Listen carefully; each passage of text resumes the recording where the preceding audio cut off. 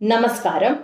സിനിമയിലെ വയലൻസിന്റെ അതിപ്രസരത്തിനെതിരെ സംവിധായകൻ ആഷിഖ് അബു ടെലിവിഷൻ ചാനലിന് നൽകിയ അഭിമുഖത്തിലാണ് ആഷിഖ് അബു തന്റെ നിലപാട് വ്യക്തമാക്കിയത്.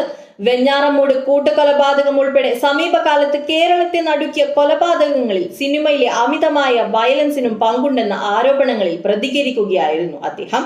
അതേസമയം ആഷിഖ് അബുവിന്റെ പ്രതികരണങ്ങളിൽ വലിയ വിമർശനമാണ് സമൂഹ മാധ്യമങ്ങളിൽ ഉയരുന്നത്.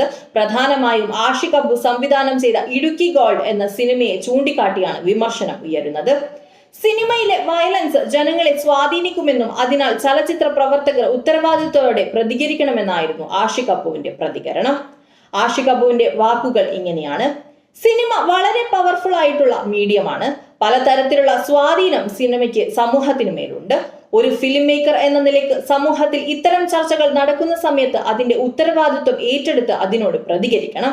ഒരു ചലച്ചിത്രകാരൻ എന്ന നിലയിൽ ഇപ്പോൾ എന്റെ സിനിമകൾക്ക് നേരെയാണ് അത്തരമൊരു വിമർശനം വരുന്നതെങ്കിൽ അതിനെ അഡ്രസ് ചെയ്യണം എന്നുള്ളതാണ് എന്റെ വ്യക്തിപരമായിട്ടുള്ള അഭിപ്രായം. റൈഫിൾ ക്ലബിന്റെ കാര്യത്തിലോട്ട് വരികയാണെങ്കിൽ അതൊരു വീഡിയോ ഗെയിം കാണുന്നത് പോലെയാണ് ഷൂട്ടിംഗ് സീനുകൾ കാണേണ്ടത് എന്ന നേരത്തെയുള്ള ധാരണയുടെ പുറത്താണ് അതിനെ അങ്ങനെ കൊറിയോഗ്രാഫി ചെയ്തത്.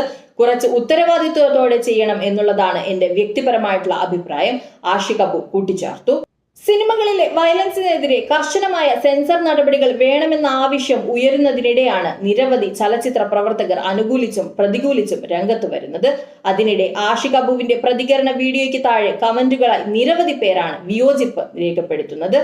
വയലൻസ് രംഗങ്ങൾ യുവാക്കളെ പ്രോത്സാഹിപ്പിക്കുമെങ്കിൽ റൈഫിൾ ക്ലബ്ബ് ചിത്രീകരിക്കുവാൻ ആഷിഖ് അബുവിന് എങ്ങനെയാണ് കഴിയുന്നത് എന്ന് കമന്റ് ബോക്സുകളിൽ ചോദ്യമുയരുന്നത്.